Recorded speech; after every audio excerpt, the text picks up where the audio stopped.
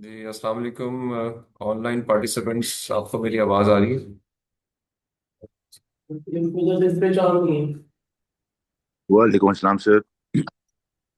वालेकुम वालेकुम सलाम सलाम। सर, आवाज आ रही है आपको?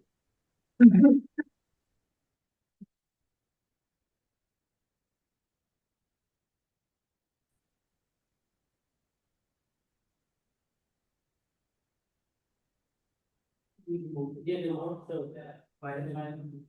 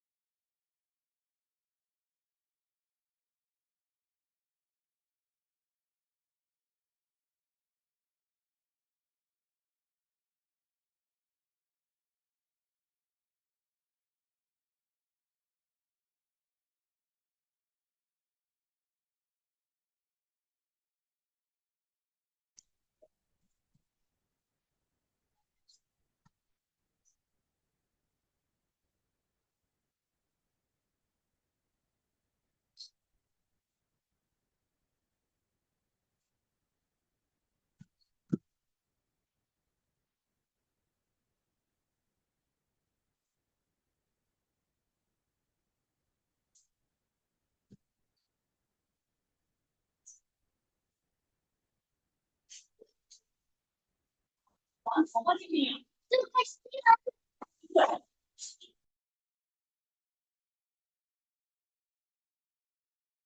जी, बिस्मिल्लाह रहमान रहीम। आई होप मेरी आवाज़ सबको आ रही है। और इससे पेशतर कि हम आगे आज के लेक्चर के ऊपर चलें, एक चीज़ जो मैं सबसे पूछना चाहूँगा कि आप सब लोगों के टॉपिक्स और जो रिसर्च पेपर्स हैं वो अप्रूव हो गए हैं as per as the class. जो इस वक्त क्लास में है, अली, कफ़ायत, आतिफ ने अभी तक प्रेजेंट नहीं किया।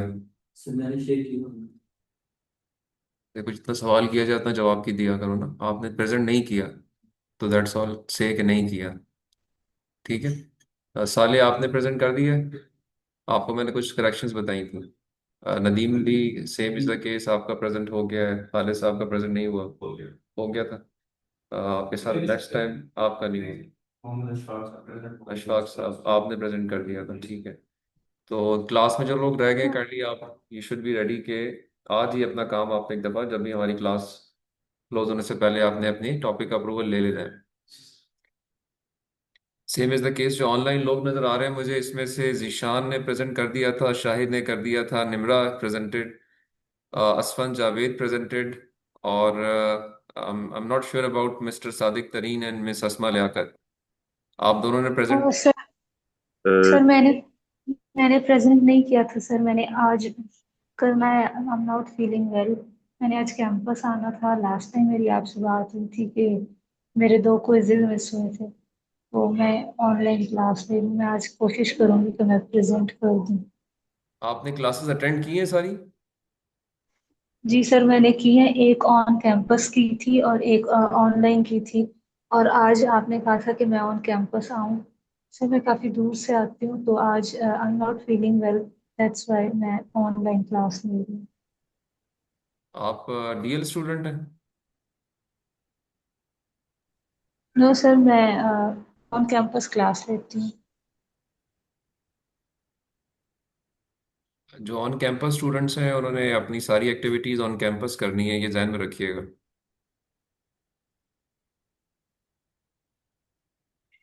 जी जी सर सर। जी सर, मुझे पता है, मैंने आना था। तो इसी वजह से, मतलब मेरी थोड़ी तबीयत का इशू है, इस वजह से मैंने नहीं आई आज। सादिक तरीन साहब, आप भी आज पहली दफा नजर आ रहे हैं क्लास में। अ, सर अस्सलाम वालेकुम। सर मैं पिछला जो क्लास था उसमें मौजूद था सर। उसमें मैंने प्रेजेंट करना था, तो मैंने थोड़ा लेट ज्वाइन किया था सर। अच्छा। 24 जून को सर। तो उसमें मैं तैयार नहीं था। तो आपने कहा था नेक्स्ट क्लास में, जो आज की क्लास है इसमें प्रेजेंट करना है सर। तो उसमें सर मैंने क्लास चूंकि सैटरडे को होनी थी सर, और मेरा फैमिली के साथ प्रोग्राम था मरी का सर, जो पहले शेड्यूल था सर। तो वो क्लास चूंकि कल नहीं हुआ, आज हुआ सर, तो मैं कल मरी आ गया था फैमिली के साथ। कोयटा इधर मरी में हूँ। पहले बुकिंग की थी, तो उसको जो ना पास थोड़ा मुश्किल था मेरे लिए सर। तो इसलिए सर मैं मरी में हूँ सर। तो मैं अभी आज जो क्लास है वो एज डी स्टूडेंट लेना चाह रहा हूँ सर। ठीक। चले, सही है। सवाल का जवाब लेकिन आपने नहीं दिया, प्रेजेंट करेंगे कब आप? सर मैं रेडी हूँ सर, आज ही प्रेजेंट करूंगा सर। चलें, लेट्स सी, देखते हैं आपके काम को, देखते हैं। फ्रेश है। अच्छा। क्या जी अपने, आप पहली दफा आए क्लास में आज? जी। क्या नाम है आपका? हाय। सुबह हाय। हारिस। जी। तो पहली क्लासेस का क्या किया है, जब तक हो चुकी है? सर मैं फील्ड था तो उस टाइम मैंने पढ़ाई नहीं की। देखे हैं लेक्चर सर? अच्छा, ठीक है। अगर और आप ऑन कैंपस स्टूडेंट हो? जी। चलें, ठीक है।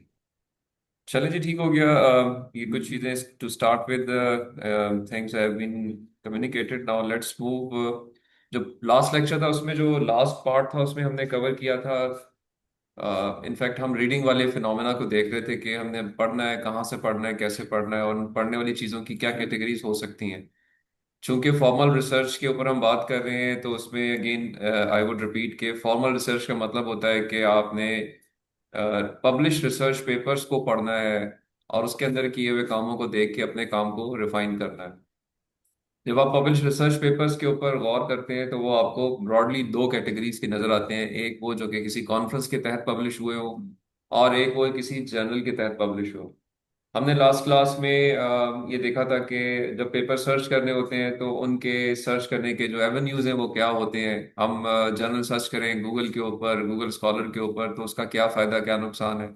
अगर हम स्पेसिफिक जर्नल सर्च इंजन्स पे चले जाएं, लाइक स्कोपस के या एल्सवेयर के पर्सपेक्टिव से देखें तो साइंस डायरेक्ट का एक सर्च इंजन है। IEEE के पर्सपेक्टिव से IEEE एक्सप्लोरर है। इस तरीके से और भी कुछ सर्च इंजन हैं जो कि स्पेसिफिक फिल्टर्स अप्लाई करके आपकी सर्च को लिमिट करते हैं या उसकी क्वालिटी को भी इम्प्रूव करते हैं, और आप फिर उनके अंदर से कुछ रिसर्च पेपर्स को फिगर आउट कर सकते हैं। फिर हमने देखा कि जी ओके, ये चीज़ एक है। दूसरा फिनोमेना है कि जब पब्लिश पेपर्स होते हैं उनके अंदर कुछ कॉन्फ्रेंसेस में पब्लिश हुए होते हैं, कुछ जर्नल्स में हुए होते हैं। कॉन्फ्रेंसेस से क्या मुराद होती है? कॉन्फ्रेंस में किस तरीके से प्रोसेस फॉलो किया जाता है? पीयर रिव्यू प्रोसेस होता क्या है? इसमें single blind double blind review क्या होते हैं? पेपर पब्लिश होने के बाद किस तरीके से अवेलेबल होते हैं? और फिर अकॉर्डिंगली हमने देखा था कि अच्छी कॉन्फ्रेंसेस के क्या क्राइटेरिया हैं, और से कुछ रीजनेबल कॉन्फ्रेंस ना हो तो उसमें क्या चीज़ें देखनी होती हैं आपने। बहुत सारे ऐसे ऐसे एवेन्यूज हैं जो कि फेक एवेन्यूज हैं, ठीक नहीं है। और उनको अगर आप एक्सप्लोर करके उनको आप अगर फॉलो करेंगे तो आपकी रिसर्च की जो बुनियाद है वो गलत पड़ जाएगी, और अकॉर्डिंगली फिर आगे चीज़ें ठीक नहीं हो पाती।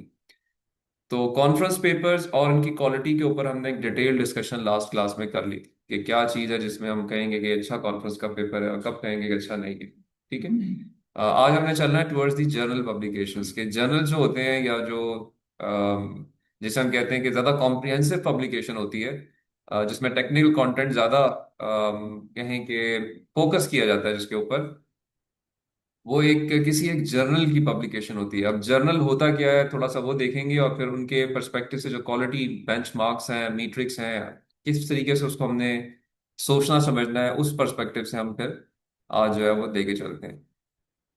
सो let me share the presentation slides first and then we can discuss it. हम उसको देख सकते हैं कि इसमें ऑनलाइन जाके कैसे देखेंगे, और से कुछ चीज़ें जो कि शायद आपके डाउट्स होंगे उनको भी क्लियर करने की कोशिश करते हैं। कोई क्वेश्चन अगर प्रीवियस लेक्चर से किसी का है तो वो पूछ सकता है मुझसे, अगर आपने सबने देख लिया है। और ऑफ कोर्स जिन्होंने देखा है वही सवाल करें, जिन्होंने नहीं देखा वो भी लेक्चर देखेंगे उसके बाद ही बात करें। बट कोई सर क्वेश्चन? इसमें एक सर एक क्वेश्चन था कि इसमें जब हम कोट करते हैं with regards to our thesis, इसमें बेसिकली जो ज्यादा बेहतर है उसको जर्नल को अगर हम साइट करें वो ज्यादा बेहतर है कि नहीं, इसमें कॉन्फ्रेंस पेपर को भी हम कोट कर सकते हैं सर? आपका नाम क्या है? शायद सर। शाहिद। देखें शाहिद साहब, ऐसे है कि कोई फर्क नहीं है एक कॉन्फ्रेंस और एक जर्नल पब्लिकेशन को साइट करने में। दोनों एक रीजनेबल पब्लिकेशंस होती हैं, और आप दोनों को पढ़ भी सकते हैं, उनको लेके भी चल सकते हैं और साइट भी कर सकते हैं। Right sir. In fact balanced approach ये होती है कि आप कॉन्फ्रेंसेस को भी देखें और जर्नल्स को भी देखें, और दोनों रिसर्च पेपर्स, दोनों टाइप के रिसर्च पेपर्स पढ़ें भी और उनको साइट भी करें। Pure right sir. जर्नल्स के ऊपर अगर फोकस करेंगे तो वो उसको बैलेंस्ड अप्रोच नहीं कह सकते, क्योंकि बहुत बहुत सारी दफा बहुत अच्छे पेपर कॉन्फ्रेंसेस में भी आपको नजर आते हैं। ठीक सर। जब भी आप साइट करें तो साइटेशंस में आप एक बैलेंस्ड अप्रोच ध्यान में रखें। जर्नल पेपर्स भी, कॉन्फ्रेंस पेपर्स भी, बुक्स भी, राइट। और राइट सर। प्रोबेबली समटाइम्स आपको कुछ वेब पेजेस भी रेफर करने होते हैं, कुछ ठीक सर। प्रोडक्ट्स के पेजेस भी रेफर करने होते हैं कि इसमें एक प्रोडक्ट भी बनी हुई है, किसी ने ये फलां चीज एक डेवलप की हुई है जो कि इस रिसर्च के बाद बनी है, तो समटाइम वो भी रेफर करना होता है। Right sir. तो एक बैलेंस्ड आपने मिक्स रखना है, जिसमें आप पढ़ने वाले को पता चले कि आपने सिर्फ किसी एक चीज पे ध्यान नहीं रखा, आप हर चीज आपने सुटेबली एक एक्सप्लोर की। काबिल कदर हद तक एक्सप्लोर की है और आपको अच्छा पता है। ठीक है। तो राइट सर। सोचेंगे जब एक चीज आप किसी पे रिसर्च कर रहे हैं तो वो रिसर्च कहीं किसी मौके पे जाके किसी प्रोडक्ट फॉर्म में भी कन्वर्ट हुई होगी, सर। एक्सपेक्टेडली। तो अगर आपने उस हद तक जाके चीजें देखी हैं तो इट मीन्स आपने, आपकी रीडिंग अच्छी है, आपने हर मुमकिन चीज को एक्सप्लोर किया, आप पहले नहीं रुक राइट गए। सर। और आपके सवाल का जवाब ये है कि कॉन्फ्रेंस पेपर्स मतलब बुरे नहीं होते, they are equally good just like journal papers. But yes, मैंने आपको एक चीज जरूर ये बताई थी कि focus of conferences is not the technical content all the time, इसका फोकस सर। थोड़ा चेंज होता है। बट आप सर। हमेशा कर सकते हैं और बिल्कुल करने चाहिए। Right sir. कॉन्फ्रेंस और समिट में कोई फर्क? हम्म। खालिद साहब का सवाल है, अच्छा सवाल है ये। एक, लोगों के दिमाग में डाउट होता है conference, summit, seminar, proceeding, Congress, ये मुख्तलिफ लफ्ज हैं कॉन्फ्रेंस के लिए। एक कॉन्फ्रेंस जो होती है उसकी डेफिनेशन क्या है? An event happening on 1 or 2 days। तो मैं एन थोड़ा सा इवेंट, डीपीडी एक वो थोड़ा सा ये डिफरेंस शो कर रहा था कि समिट में जो है ना आईडी जो है एग्जीक्यूटिव्स जो है अटेंड करते हैं, नहीं देखें और वो, कॉन्फ्रेंसेस को जो है और रिसर्चर्स। अच्छा एक चीज मैं आपको और भी क्लियर करूं। देखें जो आप चैट जीपीटी से या एलएलएम से कुछ चीजें पूछते हैं ना, उसमें आपको कोई ना कोई जवाब जरूर देना होगा। तो हमेशा एलएलएम्स या चैट जीपीटी के क्वेश्चंस आंसर्स को आप एक्सप्लोर फर्दर भी करें रिलेटेड लोगों से, जो आपको बताएंगे कि इसके अंदर और फर्दर क्या चीज़ है। ठीक है।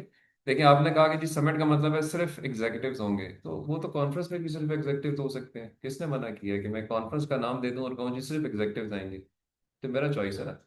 तो ये जनरल डेफिनेशन आप अप्लाई नहीं कर सकते कि समिट मीन्स के सीईओज हैं सिर्फ, या सीएफओज हैं सिर्फ, या सीटीओज हैं सिर्फ। नहीं, मैं आपको इसलिए बता रहा हूँ कि this is a confusion which remains.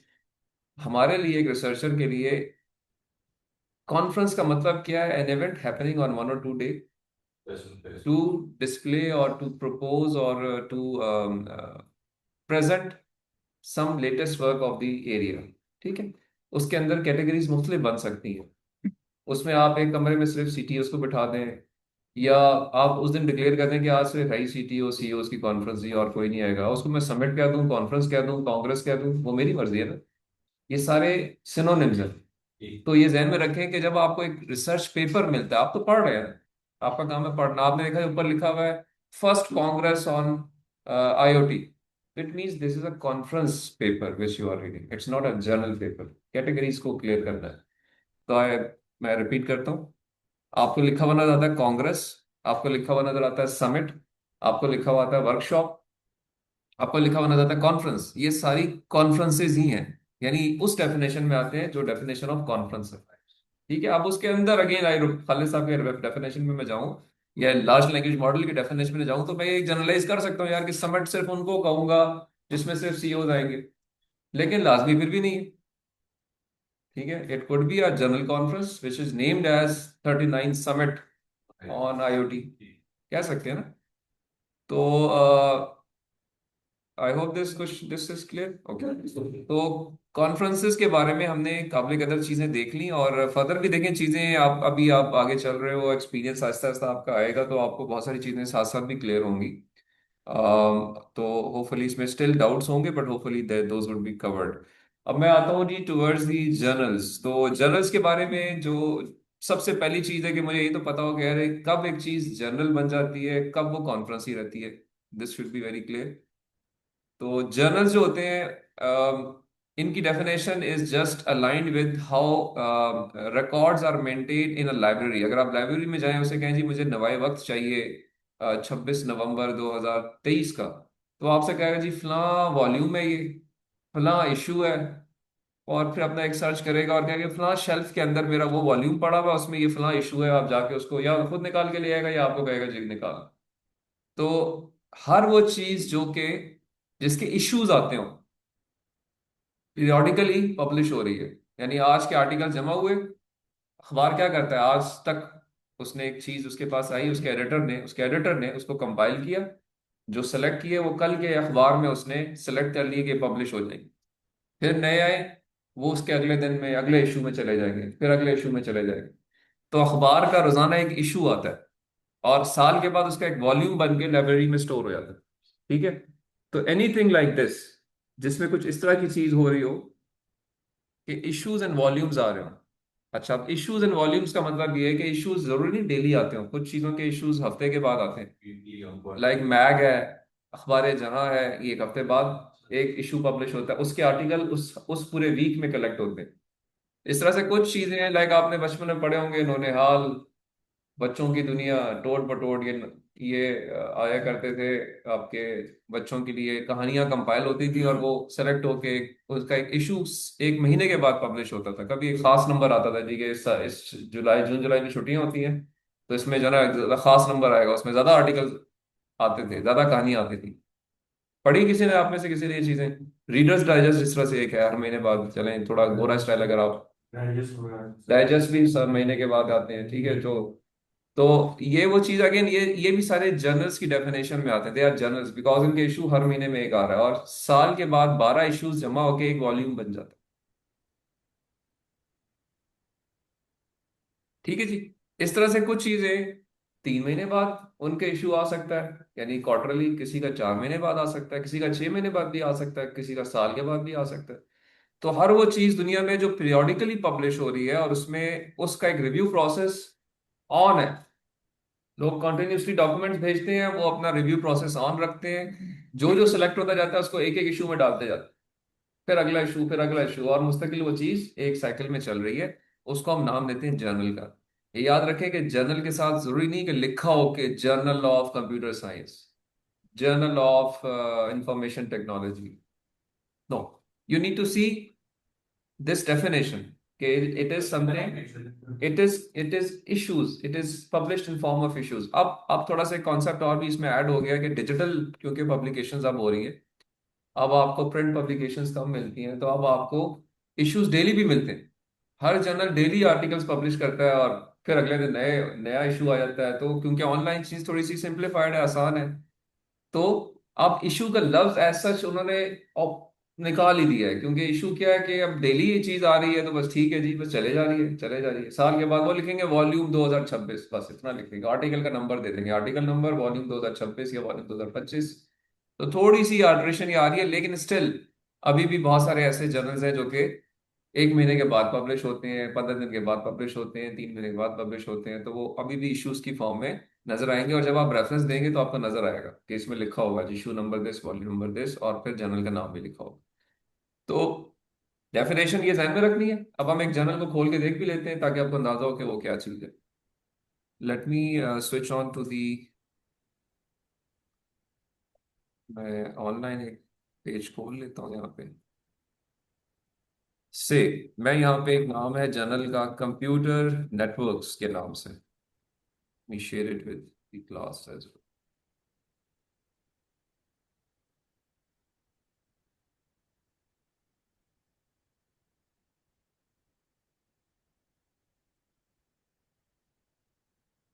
जी, आपको अभी ये पेज विजिबल है ना ऑनलाइन सबको? सर अभी नहीं दिख यस रहा। सर। जी जी सर। सर। अच्छा जी, मैं एल्सवेयर के का एक जर्नल है, मैं यहाँ पे विजिबल नहीं है। अच्छा, मैं अभी कर देते हैं।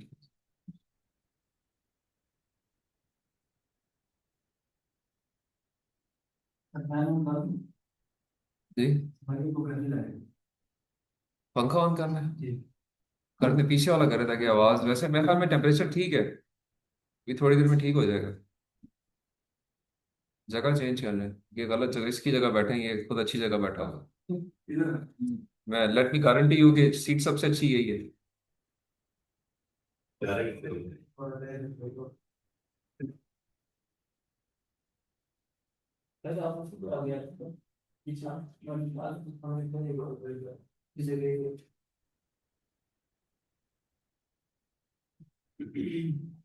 ठीक है, वाज आई राइट?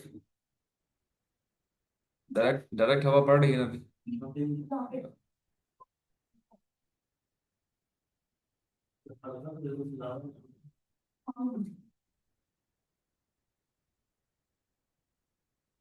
अच्छा देखिए, अभी आपको स्क्रीन पे ये नजर आ रहा होगा sciencedirect.com।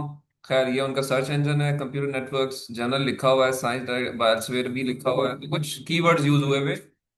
मैं इसको क्लिक करता हूँ तो ये नाउ, क्योंकि डिजिटल डोमेन में दुनिया चली गई है, तो अब हर चीज आजकल डिजिटली पब्लिश होती है। कॉन्फ्रेंसेस भी डिजिटल प्रोसीडिंग्स पब्लिश करते हैं। मैं क्लास भूल गया था, proceedings are also for journals, क्योंकि फॉर कॉन्फ्रेंसेस, क्योंकि हर कॉन्फ्रेंस के खत्म होने के बाद उसका एक बुकलेट छपता है जिसका नाम होता है proceedings of third international conference on IIT, उसको प्रोसीडिंग कहा जाता है। तो बाज़ अगर आपको प्रोसीडिंग भी नजर आएगा। अच्छा, अब ये दोबारा हम जर्नल पे आ जाते हैं। देखें, अब ये जर्नल है, इधर कुछ इस तरह के आपको सिंबल्स नजर आएंगे जिससे आप कुछ चीजें समझ सकते हैं। लाइक साइंस डायरेक्ट लिखा हुआ है, एल्सवेयर का एक सिंबल बना हुआ है, तो आपको पता चलना चाहिए कि यार ये जर्नल जो है, ये जो भी ये चीज है, ये साइंस डायरेक्ट के रिकॉर्ड में है, प्लस एल्सवेयर वाले इसको सपोर्ट कर रहे हैं। तो Elsevier again is a publisher, it's not a journal itself. I am repeating this thing again and again. Use the correct terminologies because you are now the formal researchers. So never use loose terms. हमेशा सोचें कि मैं जो बात कर रहा हूँ वो मैं ठीक कर रहा हूँ, पहले उसको वे करें फिर बात करें। So okay, so this particular web page is for a journal whose name is computer networks. तो देखें, इसमें नाम में जर्नल नहीं लिखा हुआ है, जर्नल ऑफ कंप्यूटर साइंस, इसका नाम कंप्यूटर नेटवर्क्स है बस। ठीक है, बट वो कैसे पता चल रहा है मुझे कि ये जर्नल है? वो यहाँ पे इसके वेब पेज पे भी उन्होंने लिख दिया है, अबाउट दी जर्नल लिखा है उन्होंने यहाँ पे, और नीचे उसके बारे में कुछ डिटेल्स लिखी है कि international journal of computer and telecommunication networking, computer networks is an international archival journal providing a publication vehicle for complete coverage of all topics of interest to those involved in computer communication networking area। तो आपको एक कुछ यहाँ से भी पता चल रहा है। और फर्दर आप नीचे आते हैं तो ये आपसे कहेगा, कुछ और इन्फॉर्मेशन भी आपको दे रहा है कि जी submission to first decision is 5 days।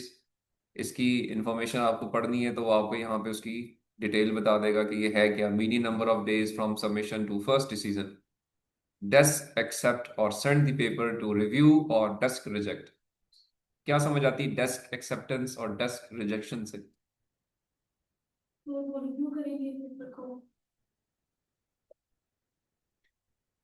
तुक्के नहीं मारने, पता है तो बताना है बस सिर्फ।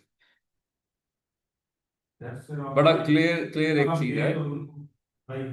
देखिए आप एक डेस्क पे बैठे होते हैं ना, तो आपके पास 100 चीजें पड़ी हुई है। उसमें से आपने देखना है यार कि 100 की 100 किसी काम की हैं, इनको मैं दूं अगले बंदे को या ना दूं। आप एक क्लर्क हैं फॉर एग्जाम्पल, हेड क्लर्क है, एक ऑर्गेनाइज हेड क्लर्क होता है। हेड क्लर्क में बहुत सारी डाक आती है, उनमें से कुछ डाक तो काम की होती है, इसको प्रोसेस करना होता है, कुछ को फेंकना होता है कचरे में। ठीक है, पब्लिक ऑफिस सारे डाक कचरे में फेंक देते हैं, लेकिन 12 कुछ काम की भी चीज होती है ना। तो ये डेस्क का कॉन्सेप्ट जो अगेन देखें उसी से है कि एक बंदे के पास 100 रिसर्च पेपर्स आए, सबमिट हुए, उसने देखना है इसमें से कौन से किसी काम के भी हैं कि इनको रिव्यू में गुजारा जाए, या पहली स्टेज पे इनको रिजेक्ट कर दें, वापस भेज दें कि भाई ये काम का नहीं है। तो उसको हम कहते हैं डेस्क डेस्क एक्सेप्टेंस और डेस्क रिजेक्शन।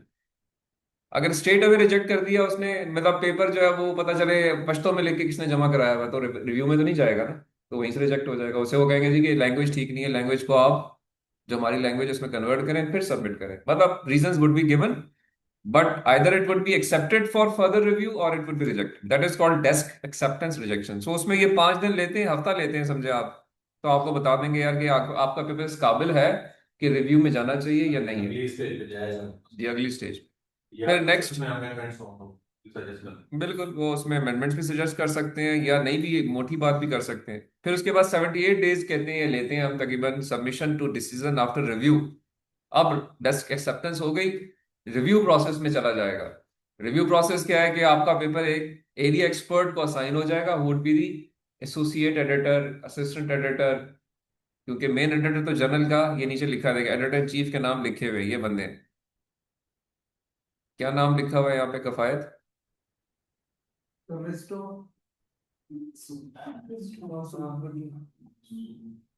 मेलोडी मार्केट का नाम सुना हुआ है? मेलोडी मार्केट कभी नहीं गए? इस्लामाबाद में कितने अरसे से रह रहे हैं? 2 साल से मेलोडी नहीं गए थे? ये सारी क्लास को मेलोडी लेके जाना, नाश्ता करवाना एक वीकेंड। ठीक है, ताकि तुम्हें पता चले कि मेलोडी क्या है। ठीक है, तुमने जरा इसको इंश्योर करना है, कोऑर्डिनेट करना है। शेयर भी कर। नहीं, ये बहुत मालदार आदमी है ना, तो माशाल्लाह अच्छी कमाई कर रहा है। खिलाएगा आपको, कुछ नहीं, खिलाने से पैसे बढ़ते हैं, पता है ना। जितना आप किसी को खिलाते पिलाते हैं उतना अल्लाह आपका रिस्क बढ़ाते हैं। तो आप सबको नाश्ता कराएं जरा, ताकि आपको लोकल जगहों का तो पता चले। जी जी नोट कर लें। तो ठीक है जी, ये एडिटर्स इन चीफ है इसके, इट मींस के, और पूरा एक व्यू फुल एडिटोरियल बोर्ड को आप देखेंगे तो पूरा एक पैनल खुल जाएगा। कितने सैकड़ों लोग इनके बोर्ड पैनल पे होंगे, जो कि डिफरेंट एरियाज के होंगे, एरिया एक्सपर्ट्स होंगे। दूसरे नाम, दूसरे बंदे भी हैं यहाँ पे, इनका नाम क्या है साले?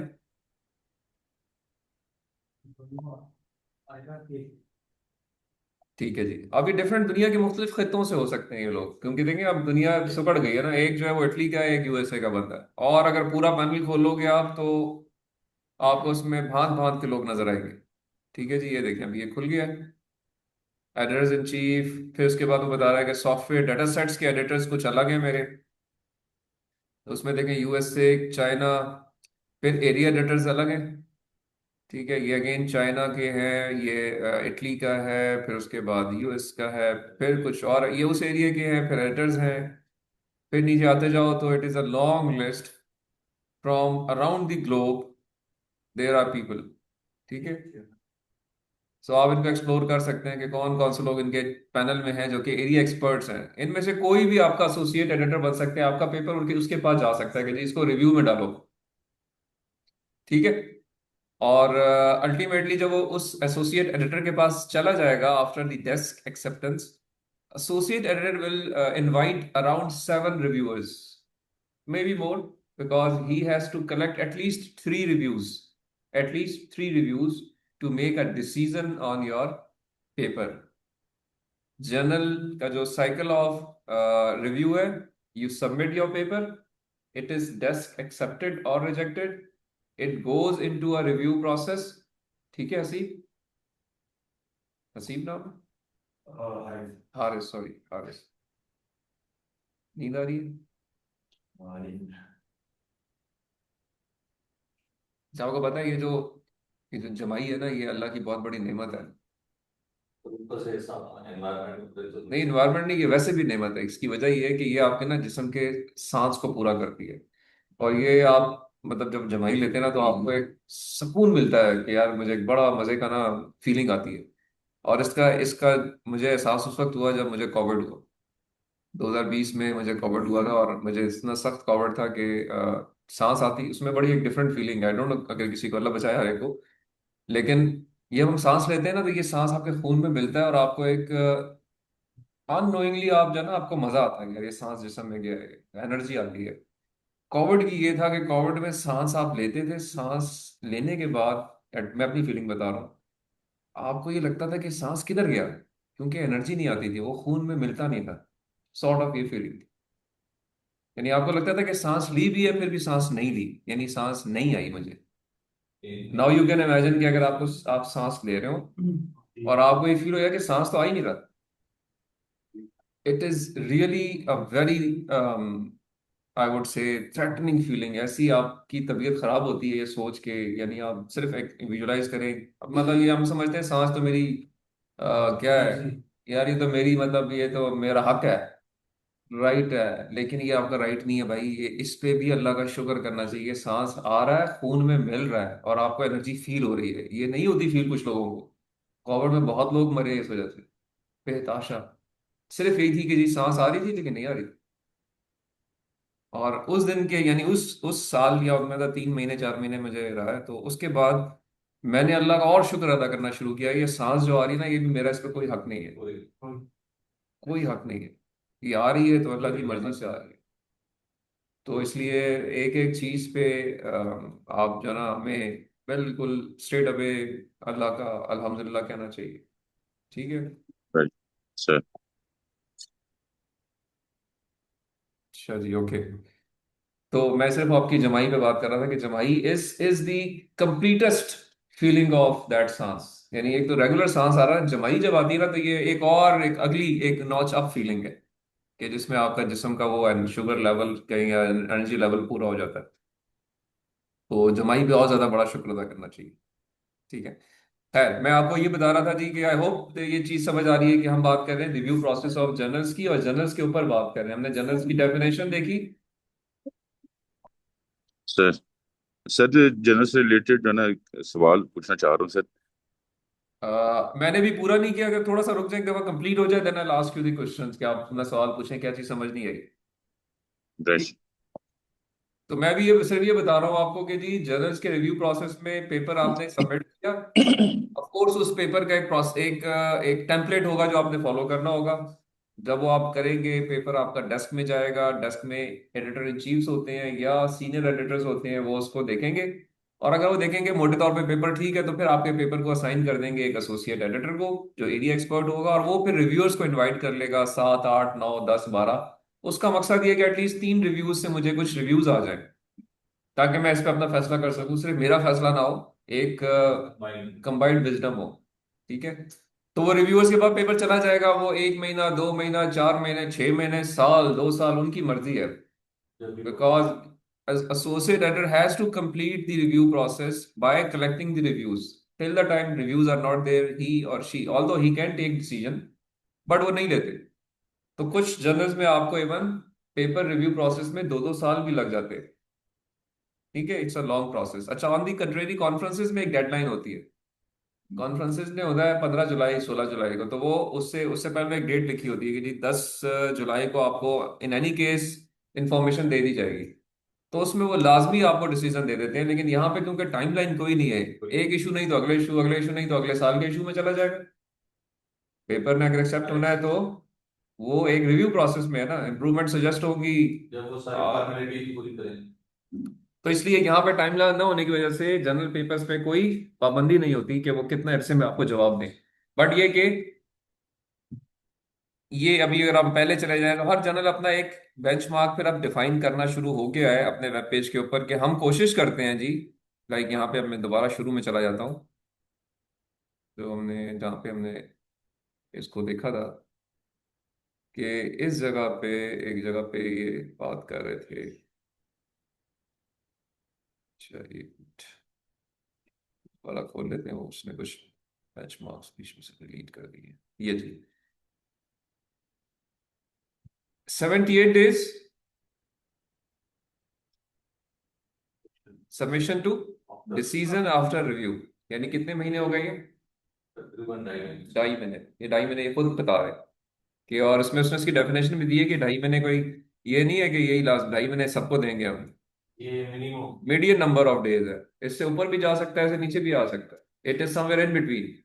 मतलब हो सकता है 15 दिन बाद डिसीजन कोई दे दे, हो सकता है कोई 15 महीने बाद दे, लेकिन मीडियन जो आ रहा है वो 78 डेज का आ रहा है।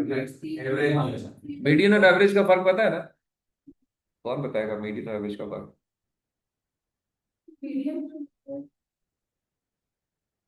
मिडिल वैल्यू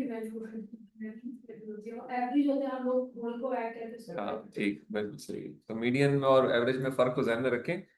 मीडियन के 10 नंबर है, उसमें से जो छठा नंबर है वो मीडियन है, ठीक है। लेकिन एवरेज मीन्स के हर नंबर को जमा किया, टोटल नंबर से डिवाइड किया। तो मीडियन और एवरेज में बहुत फर्क हो सकता है डाटा को अगर आप करेंगे, ठीक है। तो मीडियन इज अच्छा। रिव्यूज आ जाएंगे तो वो बाकी का वेट नहीं करेगा तो होपफुली नहीं करते, मिनिमल 3 रिव्यूज के बाद वो अपना एक डिसीजन दे देते हैं, और अगर किसी और का रिव्यू बाद में रिसीव हो जाए तो वो भी शेयर कर लेते हैं, यदि ये चौथा भी आ गया है। क्योंकि होता क्या है, पहले रिव्यू के बाद वो क्या करेगा, वो आपको कहेगा जी कि there is a major revision, generally speaking. बहुत ही रेयर है कि वो कहे कि पेपर एक्सेप्ट हो गया है। जब रिव्यू किया तो क्या डिसीजन हो सकता है, एक्सेप्ट रिजेक्ट तो दो हो सकते हैं, प्लस हो सकता है कि जी resubmit with minor modifications, resubmit with major modifications, कि जी आपके जो पेपर में बहुत मेजर फॉल्ट्स हैं सारे एड्रेस करें, रीसबमिट करें, या कुछ माइनर ऑब्जेक्शंस हैं उनको एड्रेस करें, रीसबमिट करें। ये आपको डिसीजन देने की बात कर रहा हूं मैं, या वो एक्सेप्ट भी कर सकता है या रिजेक्ट भी कर सकता है। 4 फैसले हो सकते हैं। जनरल 4 फैसले कर सकता है, कॉन्फ्रेंस सिर्फ 2 फैसले करती है। ये सर कॉन्फ्रेंस सिर्फ एक्सेप्ट और रिजेक्ट। एक्सेप्ट करती है, रिजेक्ट करती है, बाइनरी डिसीजन होता है, क्योंकि टाइम नहीं है ना। यहाँ पे जो कि टाइम है वो कहेगा नहीं यार आपका आइडिया तो अच्छा है, लेकिन इसमें मेरा एक्सपर्ट एक्सपर्ट ओपिनियन ये कहती है कि 4-5 चीजें और भी एड्रेस करनी है आपने, ये करें और ये मेजर है, टाइम लें, 1 महीना 2 महीने और फिर जमा करें। या कह सकते हैं कि नहीं यार बहुत अच्छा काम किया हुआ है अभी इसमें, लेकिन फिर भी छोटी मोटी कुछ चीजें हैं उनको भी देख लो, और से 15 दिन बाद जमा करा लो, 10 दिन बाद तो। और एक्सेप्ट भी हो सकता है कि बहुत अच्छा काम है जी एक्सेप्ट करें, कोई एक्स्ट्रा काम करने की जरूरत नहीं। या कहेगा यार बहुत ही बुरा काम है रिजेक्ट करो, ये भी कह सकते हैं। तो 4 फैसले पॉसिबल है, ठीक है। सो अकॉर्डिंगली अगर 4 फैसले पॉसिबल है हारिस, तो आप लिख कुछ नहीं रहे, लेकिन दिमाग में लिख रहे हो। हम्म, कैसे याद रखोगे? माइनर मॉडिफिकेशन मैंने ये तो कहा, अब मैं पश्तो में नहीं बोल सकता यार, अभी मैं क्या करूं तुम्हें। मैंने कहा जी कि मैंने आपको जब डिसीजन बताना है तो मैं कहूंगा कि एक्सेप्ट, या कहूंगा रिजेक्ट, या कहूंगा रीसबमिट विद माइनर रिवीजन, या कहूंगा रीसबमिट विद मेजर रिवीजन। ये 4 फैसले हो सकते हैं। तो अल्टीमेटली जब इस पूरे प्रोसेस से गुजरेंगे तो ये अगला बेंचमार्क देखें, लिखा हुआ है इसने कि 154 दिन तकरीबन लगेंगे सबमिशन टू एक्सेप्टेंस में, 5 महीने। ठीक है। अगेन ये क्या है डेफिनेशन में, इट्स अ मीडियन नंबर, यानी इससे नंबर ऊपर भी साल तक भी जा सकता है, 2 साल तक भी जा सकता है, हो सकता है आखिरी नंबर जो है 4 साल वाला हो, यू नेवर नो। और नहीं नहीं नहीं, मीडियन का मतलब देखो क्या होता है, मीडियन का ऊपर मिडिल पॉइंट है, लेकिन मीडियन का जो नंबर की रेंज होती है वो इनडेफिनेट हो सकती है। देखो 20 नंबर है, एक जनरल में एक साल में 400 पेपर सबमिट हुए, तो 400 के 400 पेपर्स की डिफरेंट नंबर होंगे जो एक्सेप्टेंस का टाइम पता चला होगा। टाइम लिखेंगे, आप टाइम लिखेंगे तो जो मिड नंबर आ रहा होगा वो 154 पे आ रहा है, लेकिन हो सकता है आखिरी नंबर जो है वो 1054 पे हो। यू नेवर नो, क्योंकि एवरेज नहीं है ये मीडियन है। फिलहाल सर अगर सारी चीजें एक्सेप्ट हो जाती हैं पर इशू में सिर्फ और भी